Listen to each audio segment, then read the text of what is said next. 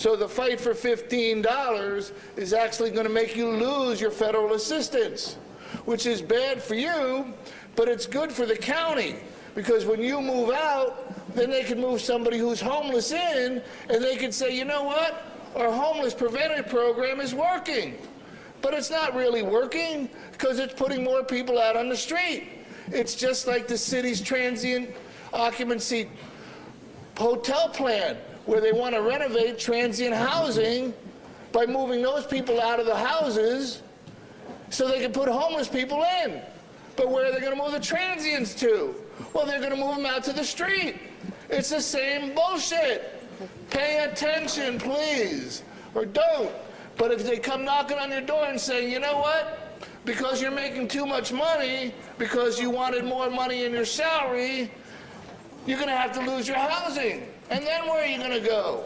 An hour further away to drive to the same $15, $14 an hour job, which is cut personnel because the owners don't want to pay the money. So instead of 5 people working, you have 3 people working, but you still have to do the same work as 5. Pay attention. Number 1, the HIV Council. You know, Magic Johnson has HIV for over 25 years. And people are still yapping about HIV prevention. You would think that because of his treatment, it would be more widespread, at least in the county of Los Angeles. But it doesn't seem to be working. Why not? Well, why don't we ask the Board of, excuse me, I'm choking on asbestos. We ask the Board of Commissioners, what the hell is going on with the treatment plan? Why has he got such great treatment and the rest of us shit have nothing? Time's up. Does that conclude the speakers that have signed up? Yes, Madam Chair. Okay, Madam Executive Officer, please indicate the agenda item numbers on which we will be voting. The items before you are items 1D, 2D, 1, 2, 8, 9, 11, 12, 13, 16, 18, 19, 20, 33, 35, 36, 37, 38, 39, 40, 41, 50, 51, 53, 56, 58, 59, 60, 68A, 68C, and 71. Okay, that will be moved by Supervisor Ridley Thomas, seconded by Supervisor Solis, and without objection, that will be the order. Okay, now we will take up the set item, and we'll first have a presentation by Peter Lynn, the Executive Director of LASA, Phil Ansell, and Monique King-Veland. Then we'll have opportunities, colleagues, for us to make remarks and ask questions. Okay, welcome. Peter. Thank you.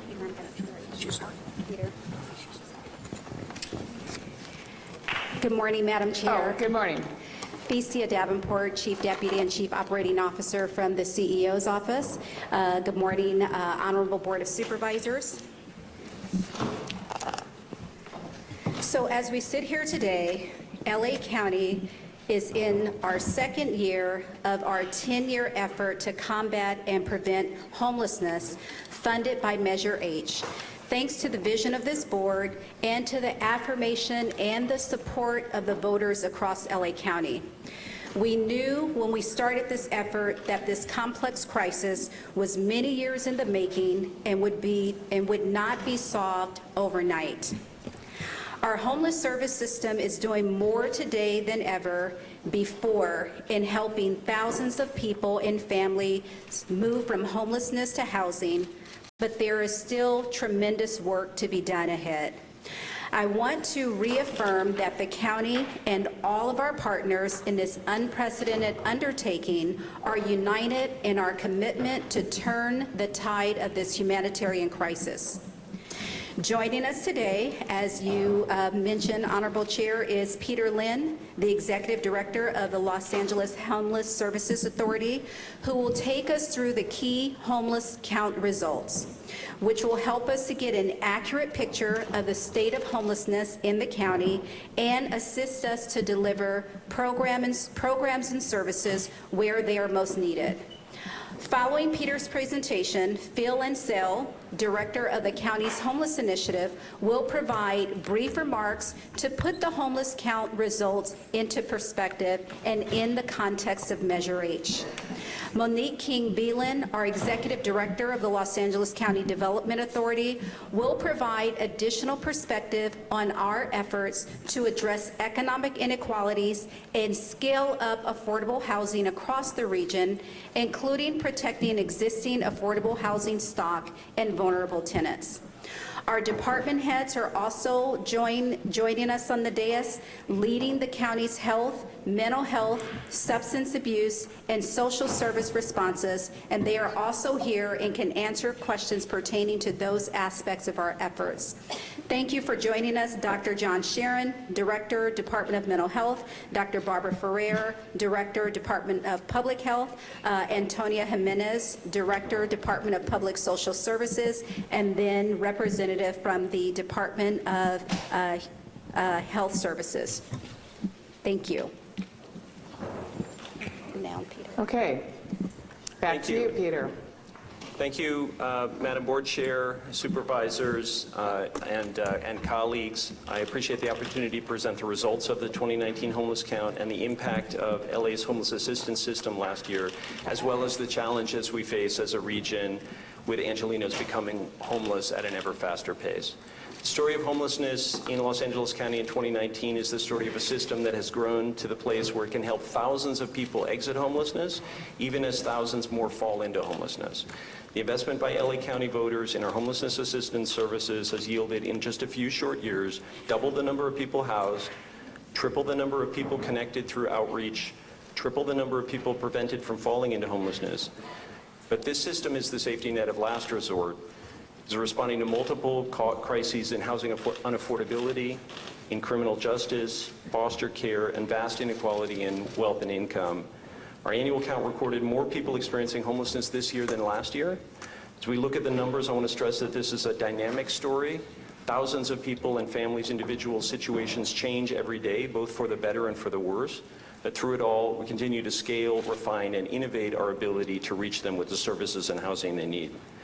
I want to acknowledge the LAHSA Count team, that many of whom are present, and particularly our lived experience advisory members who are here to help represent the population of people experiencing homelessness.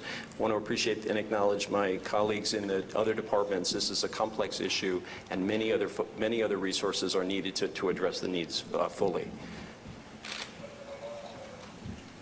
We are required to conduct a count every 2 years, and this is a mandated year, but behind these numbers are Angelenos in need of help, and we want to acknowledge them. These are numbers, but they are individual people represented, and thousands of Angelenos who need our help are out there and waiting for us. I also want to acknowledge that assistance of service providers and volunteers countywide, our law enforcement partners, our partners in the municipalities countywide who turned out in the hundreds and thousands to assist us with this count. We're more than 8,500 volunteers who participated countywide. As a quick overview of the methodology that's involved in addressing this count, it is the most complex such census in the nation. We have a robust HUD-approved methodology that it covers the entire county. And just by purposes of reference, the count that LAHSA conducts covers the entire county of Los Angeles, including the city, of course, but it does not cover the cities of Long Beach, Glendale, and Pasadena, which conduct their own count. For the purposes of this presentation, we've asked them for the data so that we can represent a county-wide picture. In some cases, I may address the Los Angeles continuum of care. That would be LAHSA's count. Some details differ, but the overall picture is the county picture. There are four basic components. The street count is the one that people see and the volunteers turn out. We grid out the entire county by census tract. Volunteers fan out to every corner of the county. We were able to cover 100% of the census tracts in the county because of the depth of volunteers that were willing to participate. And those volunteers view the conditions on the street. They see people, they count tents, they count people living in vehicles, and all of that information is brought back and recorded centrally.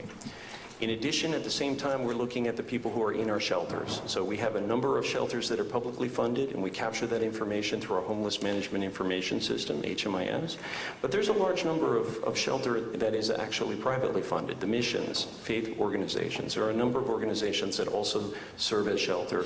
And that inventory is captured through a process of interviewing those folks. There's a web form that they all enter their information, so we can see both sets.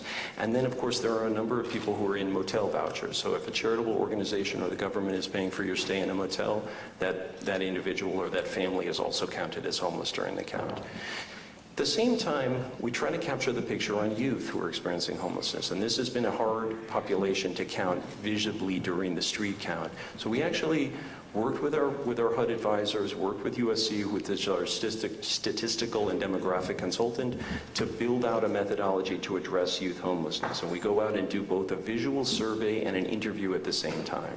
The numbers of youth are smaller than the general adult population. There are 10 times more, adults than there are youth. So we're able to actually do that on a methodology that allows both surveying and sampling visibly. And then at the same time that those other components are being conducted, we have professional demographers go out with a very rich survey instrument and conduct thousands of interviews with individual people experiencing homelessness, so that we can have a demographic picture of the characteristics of those who are experiencing homelessness countywide. So we have all of those data sources are brought together. It's a complex process to arrive at a picture of what homelessness looks like at any given night in the county of Los Angeles. As we are doing that, we're noticing the reports from our colleagues across the state. And continuums, because this is a mandated year, each continuum is doing a report. This represents a sample of those who have reported so far. Many have not yet reported, but as we're watching those, we're seeing that overall there's a dramatic increase in homelessness between 2017 and 2019. Most continuums don't actually do a count every year, so these represent 2 years worth of data. If you look at us, compared to this, we are in the lowest end of this, but we saw an average of the reports that we saw of about 35% increases, and that is about 22 reporting an increase and 6 or 7 reporting a decrease. This is representative of how challenging the housing market is in California. We have one of the least affordable housing markets statewide, but in our region we have the least affordable housing market in the United States, which presents us with a unique challenge, both in terms of scale and the scope of the crisis that we're facing into. Getting right to the answer, we saw a 12% increase in homelessness countywide. That represents an increase in all regions of the county. Particularly, the city of Los Angeles has the highest population of people experiencing homelessness, about 62% of the overall total, and did have an increase. Please, I'm going to ask those in the audience to refrain from shouting out. There's a lot of emotions in this room this morning. I know I have my own. But if we can try to get through the presentation and give respect to everyone who's speaking, it will help all of us as we grapple with this problem and move forward to try to find solutions. It does not help to have people shout from the auditorium. And if you continue to do so, we're going to have to remove you from this meeting. Thank you. I've given you a way to express yourselves. Either raise your hands like you approve or put your thumbs down if you disapprove of what someone's saying. But we cannot have people shouting from their seats in this auditorium. That's your first warning. Thank you. Okay, Peter. Thank you. So we did see a more dramatic increase in the city of Los Angeles at 16%, which is almost 2/3 of the population of people experiencing homelessness are in the city of Los Angeles. This is a county-wide number, including our other jurisdictions that report out in the county. One of the challenges that we face is the dynamics of homelessness. This count represents an individual snapshot. It's a representation of a picture of any given night in the year. We report these to HUD so that they can get a picture nationally. But the fact is, people fall into homelessness and are lifted out of homelessness on a daily basis. We wanted to present to the board and to the public a more dramatic and dynamic picture of homelessness. So one of the things we wanted to do is both look upstream. When we look at many sources of data, for this I picked the Harvard Joint Center on Housing Studies, which does an annual survey of the nation's housing. They look at the County of Los Angeles and see one of the most rent-burdened communities in America. More than 700,000 Angelino households are paying more than half their income for rent. That's over 2 million Angelinos who are very, very pressed in this tight rental market. Of those folks who are essentially hanging on by their fingertips, the resources deployed through Measure H and through the other means that we have at our disposal were able to prevent 5,600 individuals from falling into homelessness over the course of 2018. But if we start with the picture that we counted in January of 2018, almost 53,000 Angelinos were counted on a given night in January of 2018. Based on the information that we have from the demographic surveys and who's falling into homelessness, we estimate that about 55,000 Angelinos fell into homelessness over the course of the year. So what that means is that during 2018, something like 108,000 Angelinos would have experienced homelessness at some point, both falling in and coming back out again. Over the course of the year, the homeless assistance system and the providers that are connected with us and they're using the Measure H dollars and the other public resources we've deployed, we're able to house 21,631 people. That includes household members for families. And we estimate that just over 27,000 people were able to resolve homelessness with either minimal assistance from the homeless system, outreach or shelter, or on their own. Meaning that about 55,000 people fell into homelessness. A little over 48,000 would have been able to come back out of homelessness over the course of the year, leaving us with an increase on a net basis of about 5,000 people, or 6,000 people. It is a dynamic picture. On any given day, these numbers represent the fact that about 130 people are lifted out of homelessness by the assistance that's funded through the city, the state, the county, and the federal governments. And about 150 people are falling into homelessness on a daily basis. We estimate that on a given night, as we said, 59,000 people are homeless, but we wanted to also represent that this is a dynamic picture. Flows into and out of homelessness are continuous. Looked at from the perspective of the goal of the homeless crisis system, our intent is to house folks, both with the assistance that we can directly provide, and that is the programming that we have, and also through whatever assistance, outreach, and our shelters can afford. We've been able to more than double the placements into housing from a state of homelessness using the resources at our disposal, including largely Measure H. So that of the 21,600 people placed, we can look at the different kinds of interventions that we were able to successfully deploy. About a third of those people were housed using short-term interventions like rapid rehousing. That is a short-term financial assistance and lighter case management. About a quarter were housed through our deeper long-term supportive services that are provided by permanent supportive housing and the deep rental subsidies that affords. And about 42% were housed through other means. That's connecting people to a Section 8 voucher. It's getting people into affordable housing that's funded through other programs like the federal Section 202 program for seniors. It's getting people connected to shared housing so that they can pay for their own rents. It's getting people moved back in with a family from which they're estranged. A variety of different interventions are able to house people with our assistance. That is a dramatic increase from where we were a few years ago with the limited reach and the limited resources before we had Measure H. But the pressures on Angelinos are severe. The county minimum wage at $13.25 an hour represents an individual needing to work 80 hours in order to afford a one-bedroom apartment.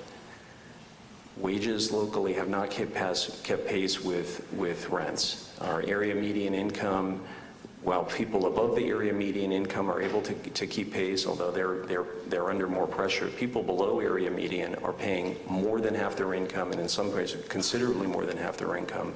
They're under tremendous pressure in this very, very tight rental market. And based on the assessment of what people can afford and what the market is charging in Los Angeles and the kinds of supports we can offer very low-income households, California Housing Partnership Corporation, which is a state-chartered nonprofit that looks at affordability countywide and statewide, found that more than 500,000 units of housing affordability were necessary to meet the basic needs in the county of Los Angeles.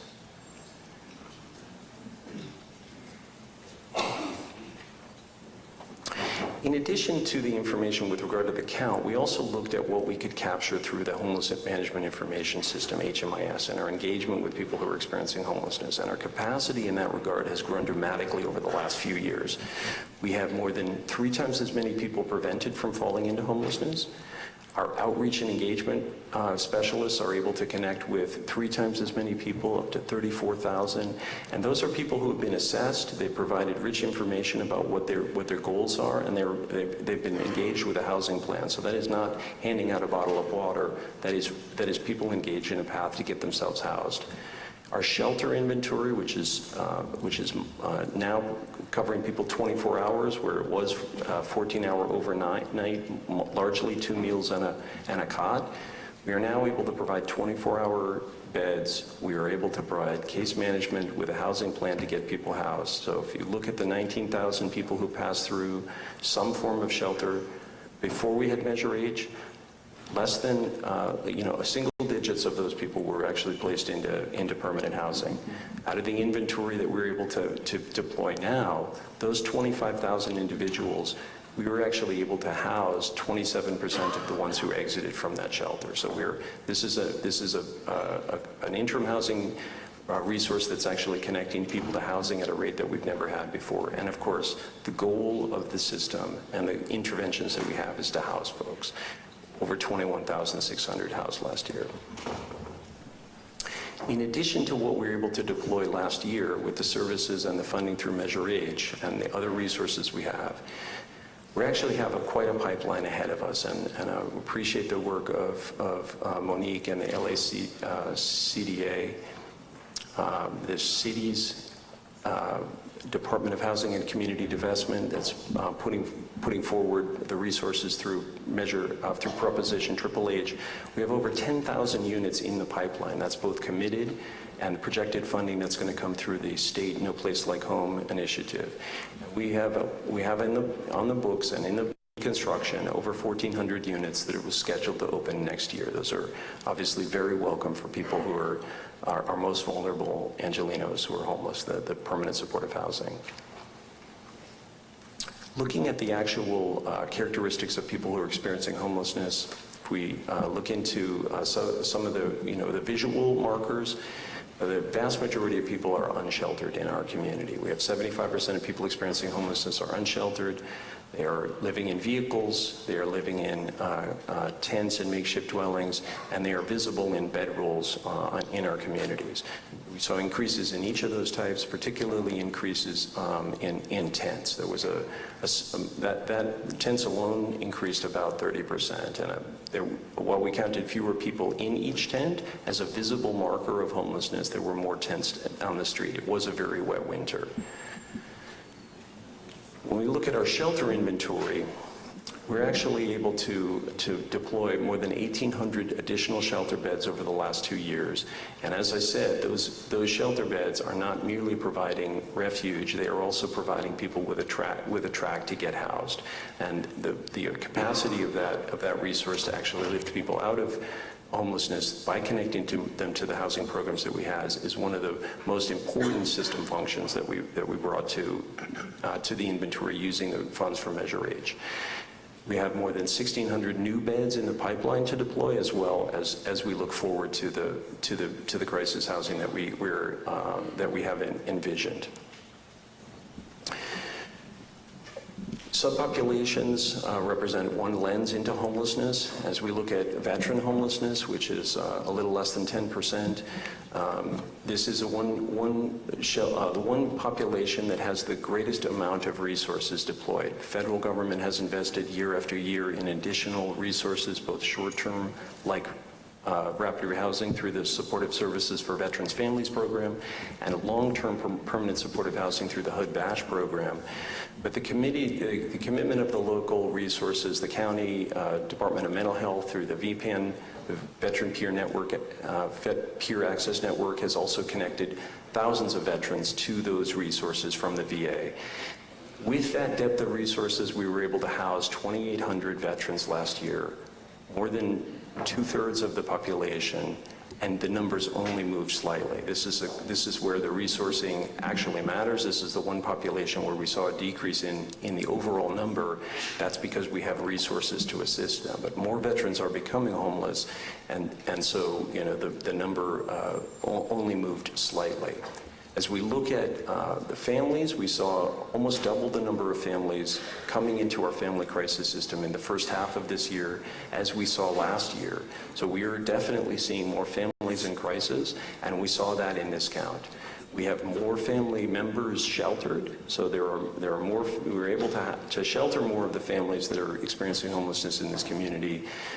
And from a housing perspective, we were actually able to house 7,700 people who were members of families over the course of 2018, and the numbers in this case actually increase. Families under unique pressures in this very tight rental market.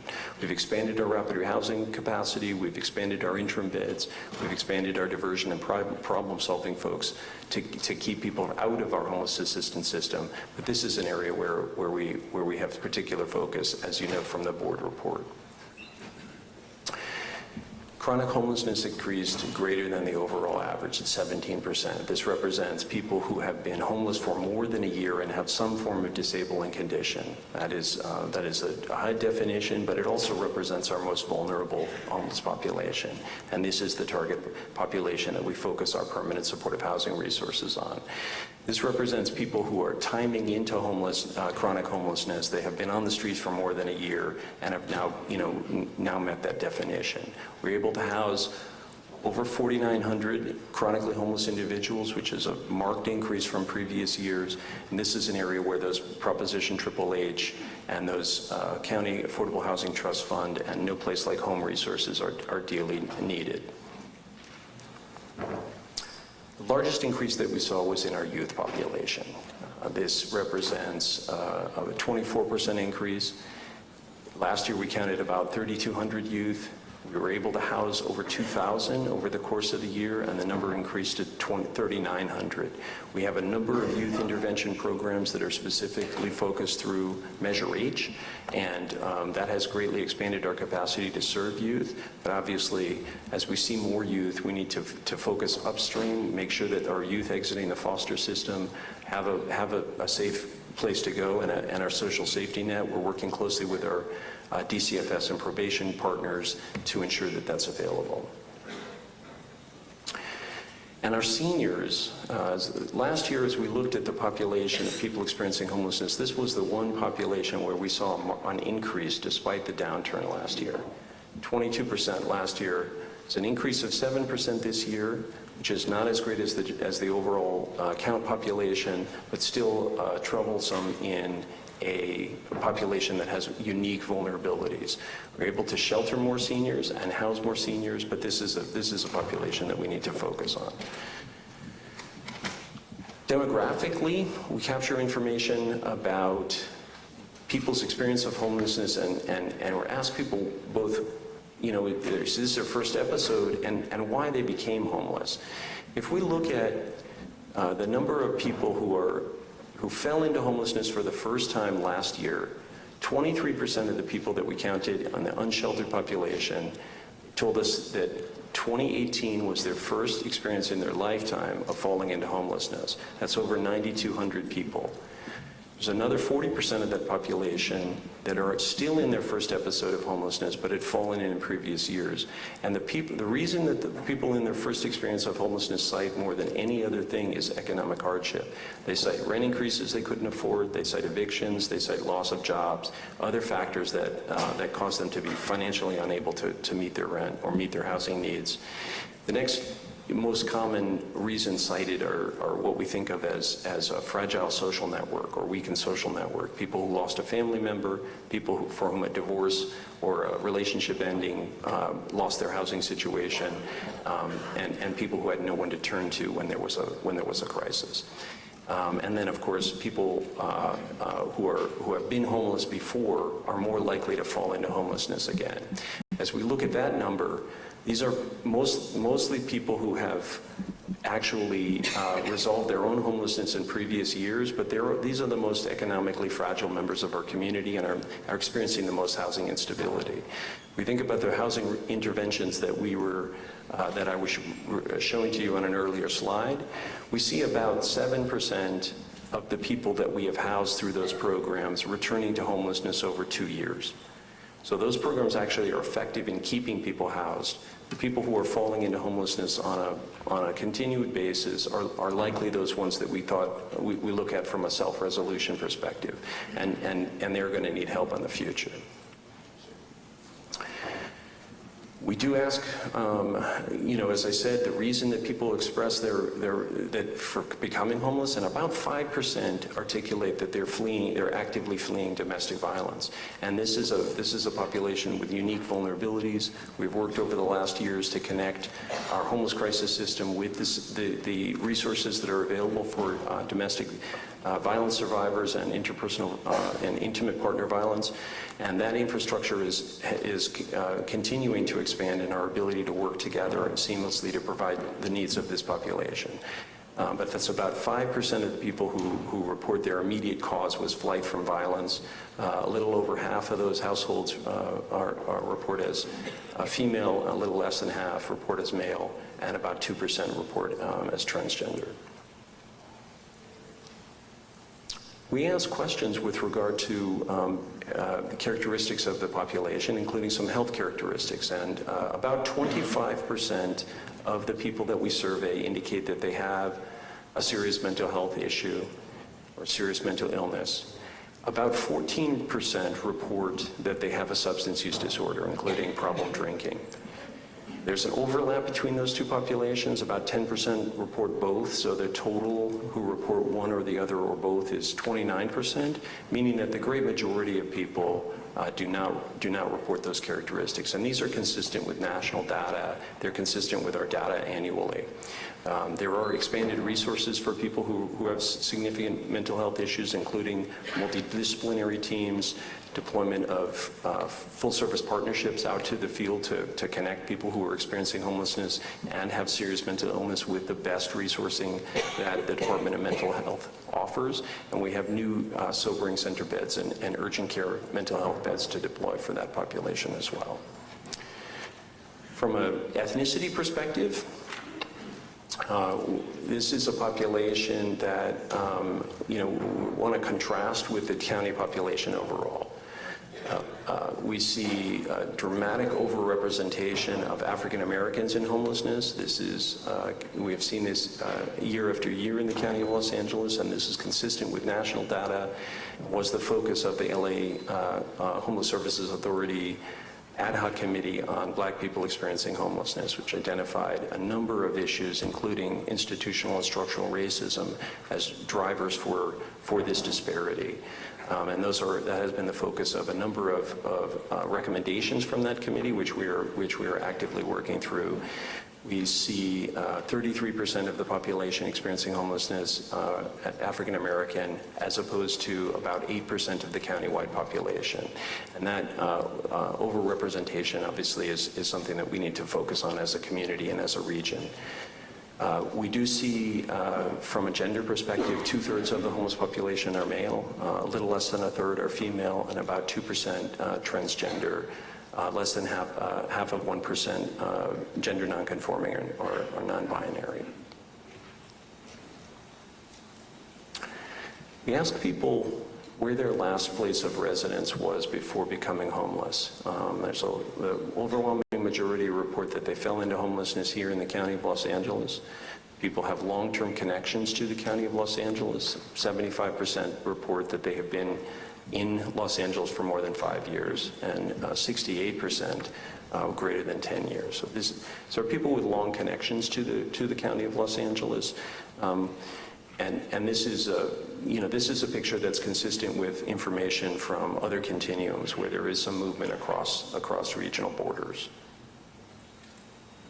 Looked at from a geographic perspective, we did see increases in each service planning area, although they were not evenly distributed. We're particularly lower increases in the Antelope and San Fernando valleys and in our South Bay community in service planning area 8.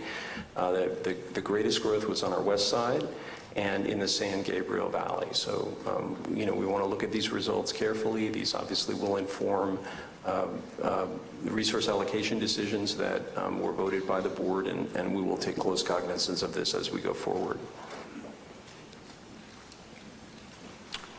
Looked at across supervisorial districts. Again, the picture is one of increases in each district, although again not evenly distributed, and that reflects the characteristics of the service planning areas. As we see, the smallest increases were in supervisorial district 5. Which largely covers the valley, which is one of the areas that had the lowest increases overall. Highest reported increase was in supervisorial district 2, which is covering a lot of the city of Los Angeles, where some of the densest areas of homelessness occur.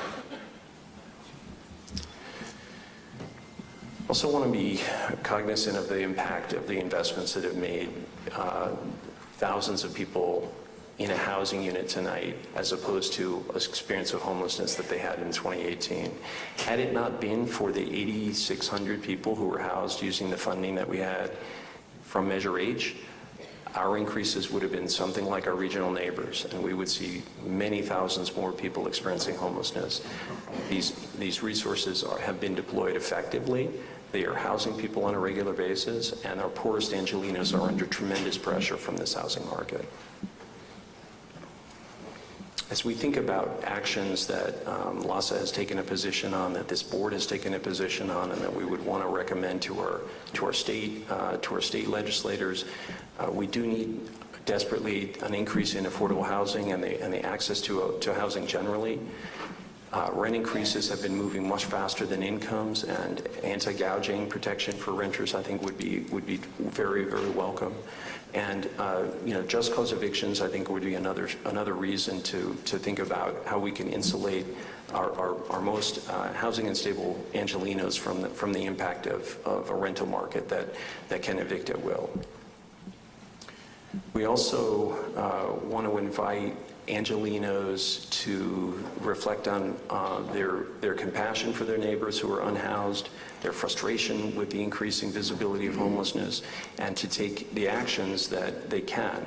We encourage every Angeleno to participate in a United Way's Everyone In campaign and get connected to community events where they can help advocate for the placement of affordable housing, for our crisis and interim housing, and for our permanent supportive housing. There are many voices to say no. We need voices to come in and say yes, we will house folks.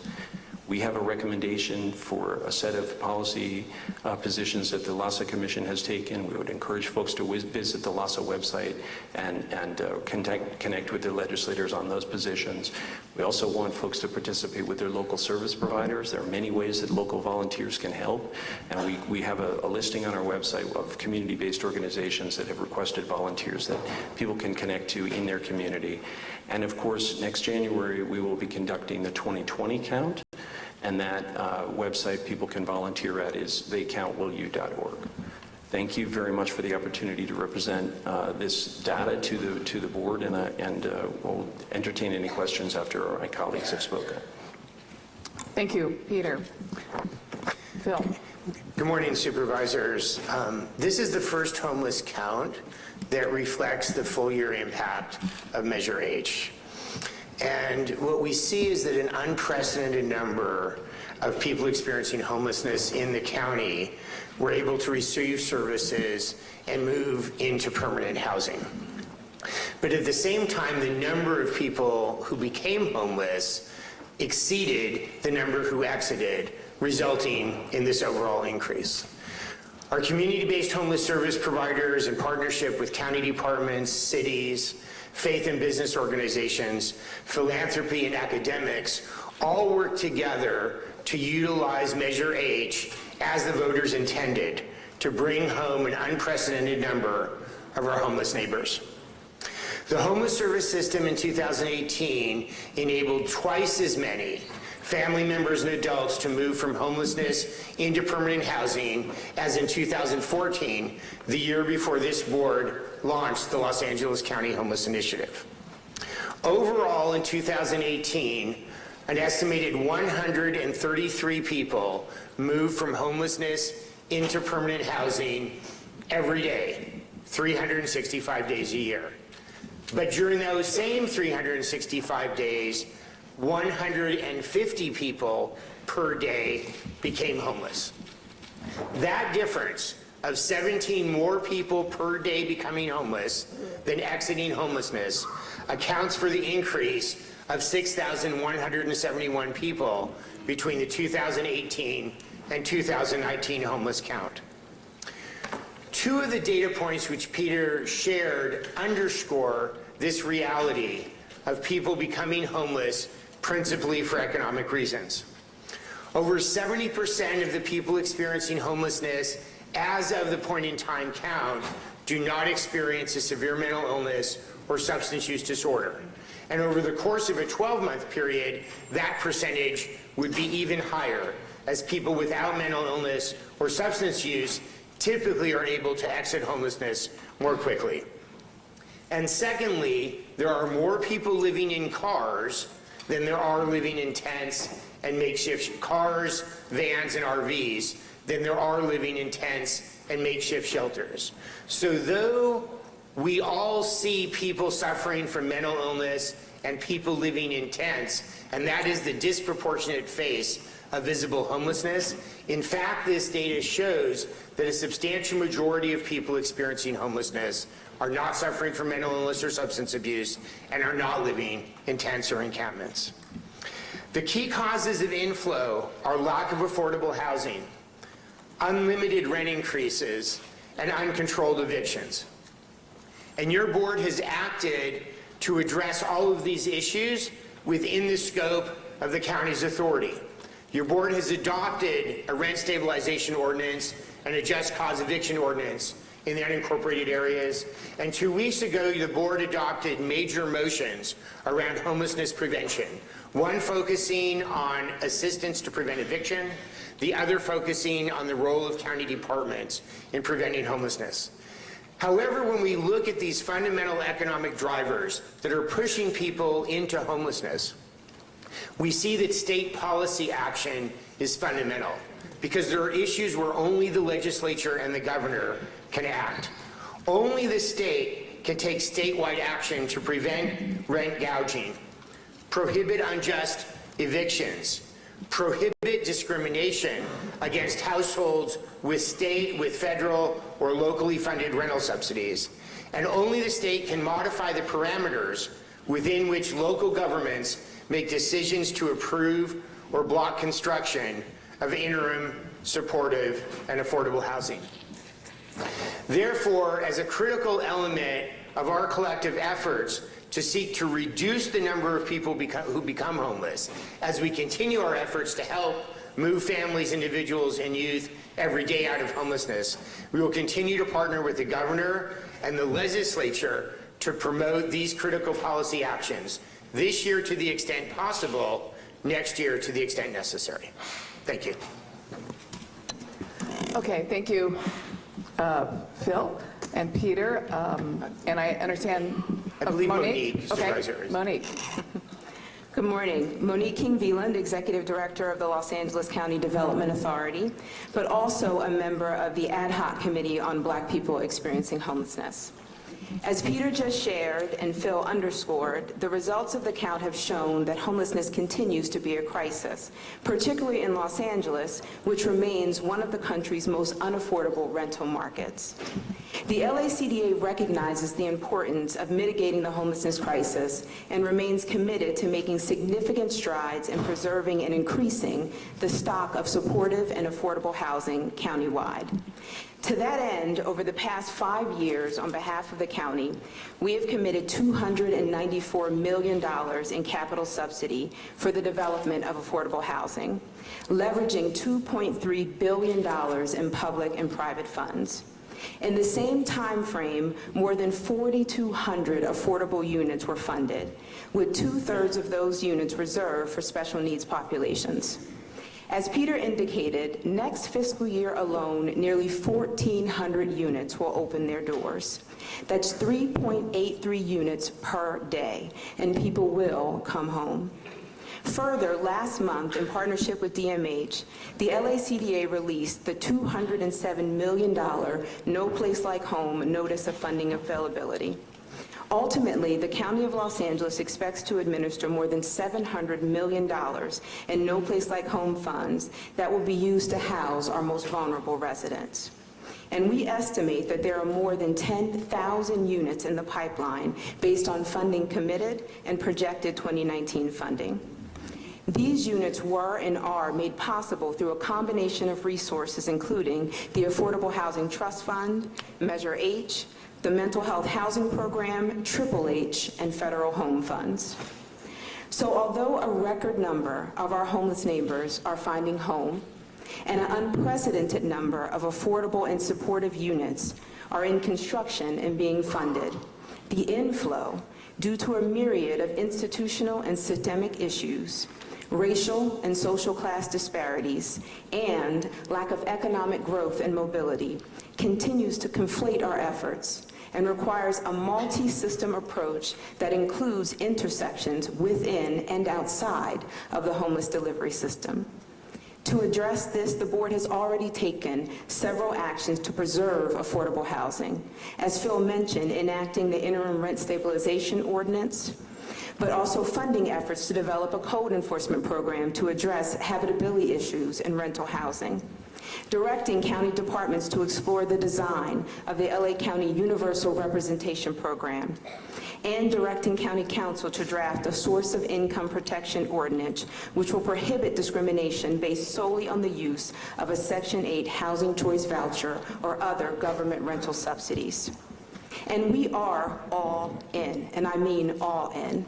We know of no other agency our size in the country that has dedicated 100% of our turnover vouchers to our most vulnerable populations. And while the board is making investments locally, it has also lent its support to legislation in Sacramento, which sought to address the crises from a statewide perspective, specifically targeting things like rent gouging and promoting just cause eviction provisions, which are desperately needed on a statewide scale. We will continue to advance our efforts, both through local investment and statewide policy reform, to address the economic inequalities and affordable housing crisis that we believe is fueling the increase in homelessness across the region. Thank you. Thank you, Madam Chair. That concludes the presentation of the Homeless Services Authority 2019 homeless count. As I mentioned earlier, we are also joined on the dais by our colleagues from DPSS, from Housing for Health, Health Services, from Public Health, and from Mental Health, and we all remain available to answer any questions that the board may have. Okay, well, thank you for the presentation. You know, I know myself, and I'm sure a lot of us in LA County probably saw this increase coming. We can see it in our neighborhoods, our sidewalks, even outside of this building. It seems like there are more people sleeping on the streets, and that homelessness is getting worse. And from your report, that's exactly what you've told us. And we know that this crisis took years, even decades, to create, and we knew it wouldn't be solved overnight. But that doesn't mean, I know for me, that these numbers aren't very disappointing, very troubling, very sad. Last year, we reported the first decrease in our homeless population in years, largely because we thought Measure H was taking effect, and many of us believed that this trend was going to continue, that we were going in the right direction. But this report makes it clear that the homeless population is growing faster than the rate by which we can house people. WAS's report says we were able to find permanent housing for more than 20,000 people last year, and if not for Measure H, you're saying that we would have seen a much higher increase than the 13%, like our neighboring counties. A lot of this work, however, I'm sure to the public, has not been visible. Measure H services like rapid rehousing have been effective in preventing families from falling into chronic homelessness, but the work to lift the chronically homeless individuals off our streets seems to be taking longer. Residents are seeing more encampments, more people sleeping on the sidewalks in dirty, unhealthy, and heartbreaking conditions. They are frustrated with this problem, and we need to give people answers about how we are going to get the chronically homeless, the hardest to reach people, off of the streets. At the same time, we cannot focus entirely on the chronic long-term homelessness. As you know, if families continue to fall into homelessness at record rates, we need to, as you're all saying, confront the larger problem of housing affordability head on. And you've all reiterated what this board has done. We've had a temporary rent stabilization ordinance for apartments and mobile home parks. We have plans to consider a permanent ordinance with stronger tenant protections. But we have to recognize the limitations of these measures. They only apply to the county unincorporated areas and don't apply to newer buildings because of the state's Costa-Hawkins laws. Many renters continue to struggle with higher and higher rate. There are so many numbers thrown around today. It's hard to keep up with the percentages and the numbers. I was never that great at math in school. However, it's my understanding that we need to build 500,000 units of affordable housing, and if right now we have 10,000 in the pipeline, we just build 10,000 a year. Again, I was never that great, but I'm thinking that's 50 years before we will be able to build the number of affordable units that we need. And as I said before, we've estimated the cost of each of those affordable units is $450,000, maybe $500,000 each. That number right there is staggering. I don't think it's sustainable. I don't know how we're going to do that. And yet that is a problem that is facing us. But while we build more housing and we look at zoning, none of that is going to address the immediate need that we're facing. And I know we have to work with our providers on our front lines. They're the ones on the ground in the trenches with this crisis, and we need to make sure that they have every resource they need and that no bureaucratic policies will stand in the way of us helping people. And we need to challenge our cities to invest in supportive housing solutions and embrace interim housing and bridge housing. We need to take a critical look at our Measure H allocations with fresh perspective now that the new numbers are here.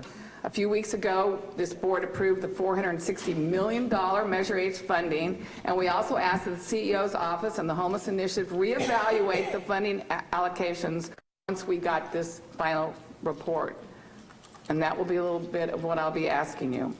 I think it's important that LAHSA look critically at what these numbers may say about our strategies and our policies. We can glean any insight into how to improve our system and make it more effective. We should. The Homeless Count report presents serious challenges. It does not change this board's commitment to addressing this crisis. It means we have a picture about the we are facing and start more conversations about how to build on our efforts and help people escape homelessness. We live and die by this homeless. These 3 nights in January. 3 nights in January. Please ask you to shout from the audience. This is how we focus our policies, our strategies, allocate funding. Can you help reconcile the point and count of 3 nights in January versus the number that are in our coordinated entry system? So we have 58,000 of the point and count, and I understand there's 75,000 that we had in our coordinated entry system. Are those the same people? Are they different people? Some of them the same? How do we reconcile those two numbers? It's a really good question. I appreciate your framing it that way. We want to recognize that the point in time count is really designed to capture a kind of snapshot. This is a moment, and this is a representative night at any given time. At the same time, we're interacting with thousands of people on a regular basis. Our service providers are connecting through outreach, we're bringing people into shelter, people into our programs, and getting people moved through a process to get them rehoused. So over the course of last year, we connected with more than 75,000 people in one of those programs. So over 75,000 were homeless over the course of 2018, enrolled in some kind of program, and many of them more than one. So over 160,000 different enrollments for those 75,000 people. Some of them were engaged with outreach, where they got a housing plan. They were then placed into a crisis housing unit and moved on to housing on their own. Some of them came into our shelter system and were moved out through a rapid rehousing program. Some of them went directly from the streets into a rapid rehousing or permanent supportive housing program. So there's multiple connections, and the 75,000 people in our coordinated entry system over the course of the year represents a flow of people through the system. So if we think about the number of people who experienced homelessness as something on the order of 108,000 over the course of a year, 75,000 is essentially almost 3/4 of those people who fell into homelessness at some time were engaged with and enrolled in one or more of the programs that we have, whether that was street outreach or one of our shelter programs. As I said, we think that somewhere in the order of 27,000 were able to resolve their homelessness on their own or with minimal assistance from the system. And the rest, most of those folks got some amount of connection with the homelessness crisis system. And that is a tremendous increase from what we've been able to do in previous years. So if we think about, two different ways of looking at the same problem. We want to look at the course of a year. That's where we think about 108,000 people experiencing homelessness over the course of an entire year. And yet at any given minute, about 59,000 we estimate right now would be experiencing homelessness. So people are falling into homelessness, people are being lifted out, and over the course of that entire year, all of the efforts funded through Measure H, through the other resources that the departments here provide, and through our community members and our service providers, we're able to connect with over 75,000 Angelinos who experience homelessness. I will say that if I look at the data in HMIS right now, we have over 31,000 individuals who have been assessed, are ready for housing, are ready to move forward. We need housing slots for them, so an available housing resource like a rapid housing slot or a permanent supportive housing slot. Many of them also have housing vouchers where they're searching in the rental market. So our rental, we're still using this very tight rental market to house people, and that presents us with an additional challenge. HUD, the numbers that we send to HUD are the 3 nights in January. That's right. Which equals 58,000 approximately. That's right. It's a snapshot. And then after that, our outreach workers go back to those locations for the 3 nights in January that volunteers have indicated they counted homeless people and begin to do the outreach? So we have outreach that's continuously happening during this period at the same time. So one of the ways that we use our outreach, for example, in the youth But the count, volunteers on the 3 nights in January don't talk to anybody. yeah, we don't ask them. That's to what I'm engage saying. us. And Use then you go trained- back. That's those 58,000 people. That's correct. That's correct. So we have trained outreach specialists who engage with people on the long term, not the volunteers. Why wouldn't it be better to do instead of, seems like a two-part dance, you count and then you go back and assess. Why wouldn't it make more sense for us to count and assess at the same time? I think the challenge is really one of scale. If we look at the 44,000 people who are unsheltered at any given night, and we look at the 800 outreach workers we could deploy, we don't have enough trained specialists who could cover, the people during the night, and we don't ask our volunteers to do that. In addition, since we're counting at night, we don't want to disturb people, and we want to be considerate of I know, but people's you physical see, safety. I think there's a lot of people that will feel, we counted, and then there's a whole other number that we're assessing, and people are wondering, are they the same people? Are we duplicating? How quickly can we get back to those that we've counted to find out the services they need? I mean, I think everybody would want, it's nice that we have all these volunteers on 3 cold nights in January, but what does that do except for give us numbers that we send to HUD? I mean, are we helping these people? Are we assessing? Are we finding them shelter and homes? You can hear where I'm going. I hear you. I would like to see us have one number that we're working off of, because I think this makes it complicated for those of us who are making policy decisions. One other thing I'm also going to ask, I don't know, Phil, if it was you or Peter that talked about the veterans. Peter, you said the veterans are the one group that had probably the most resources available. I only looked at the breakdown for my district. I don't know what it was like in others' districts, but my veteran homeless went up. I have 120 more homeless veterans that found themselves homeless in my district. What do you account for that? If there's so many resources available to our veterans, how could 120 more become homeless just in one supervisorial district? I really appreciate the question. I think it illustrates the dynamics of inflow. We know that veterans have a higher risk than the general population for falling into homelessness, and I think there are a variety of reasons for that. We do see that while we're able to engage veterans and lift them out, at a very high rate, we do see more veterans falling in, and that is something that I think locally and nationally we've worked to expand the connections between the programs that we have that are not targeted to veterans, to connect them through the infrastructure that the VA has and through the resources that are available through that. So part of it is building better connections and making sure that veterans don't slip through the cracks. Part of it is making sure that those veterans who may be ineligible for benefits through the VA get connected to other resources that we have available. So with better focus and better targeting, we can actually serve a broader array. Again, that's just, that's a disturbing fact that they have the most resources available, and yet just in my district we have 120 more. So you can understand how, people wonder how, what's working and what's not working. Phil, I look like you're trying to say something. Thank you, Supervisor. Just to add on veterans, as Peter presented the slides we saw for the various populations, what was the relationship between the number of people who secured permanent housing and the number of people who are homeless, both in 2018 and in 2019. And what Peter shared for veterans is that we started with about 3,800 homeless veterans in January 2018 and had about the same number in January 2019, almost identical.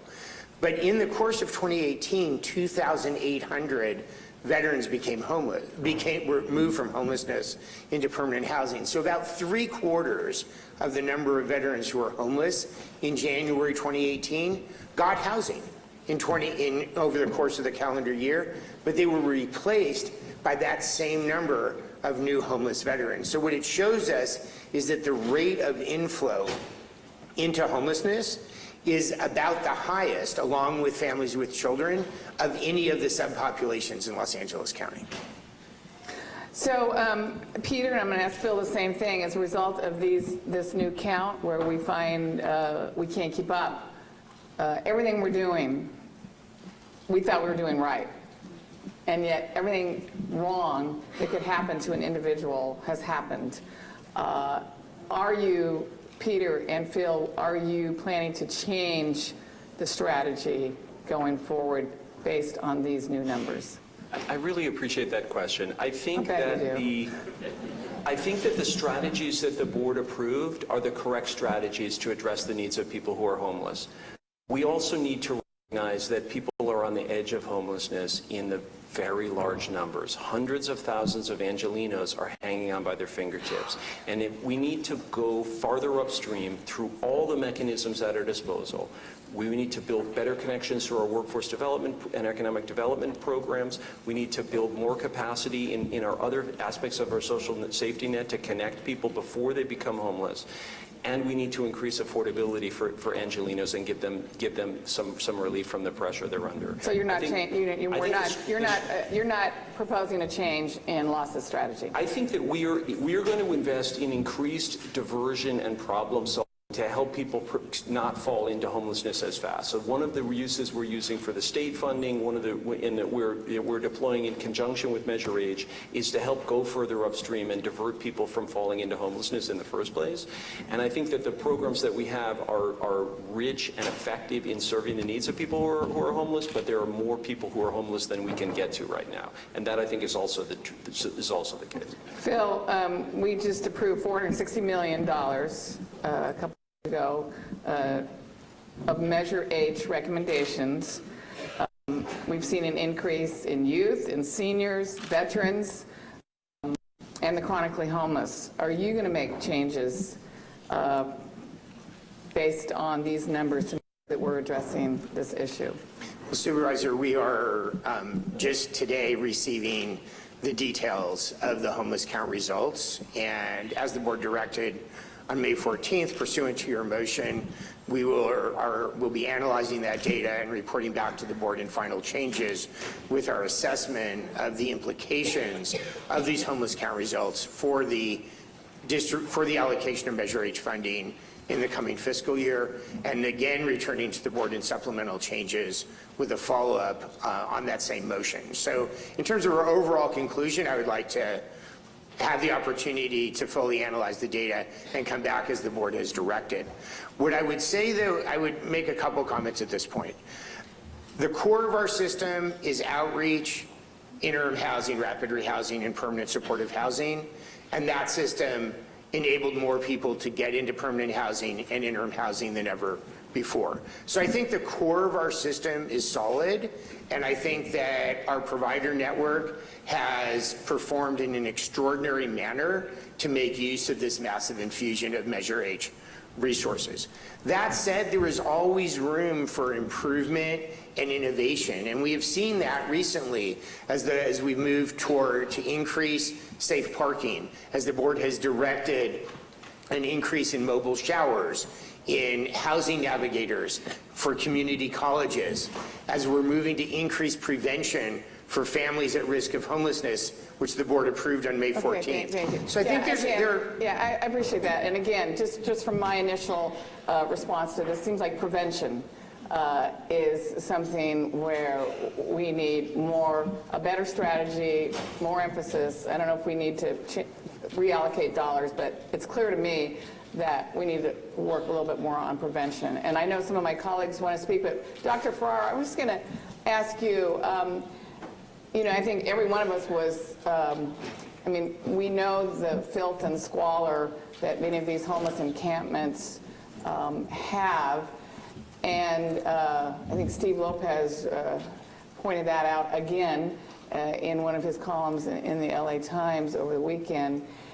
As the Department of Public Health, what is our role in dealing with what I see as a public health crisis?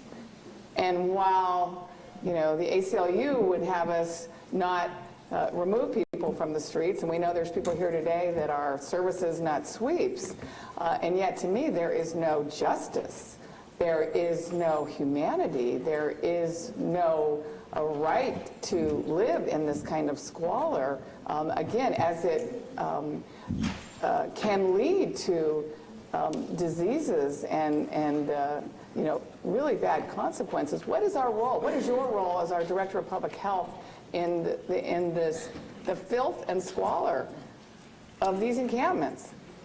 Yeah, thank you so much, Supervisor, and to all the supervisors, because I've had a lot of questions over the last week, and actually been directed by both Supervisor Mark Ridley Thomas and also by Supervisor Solis to particularly focus on what was happening in the area around Skid Row. I think, I don't think there's a simple answer. I think there are three places where, as a public health department, we ought to be helpful in working closely with the board on what steps we can take. I think we share your perspective and the perspective of other board members that, it's not really freedom to live in an unsanitary, unsafe condition, that none of us would stand around and say that that's appropriate.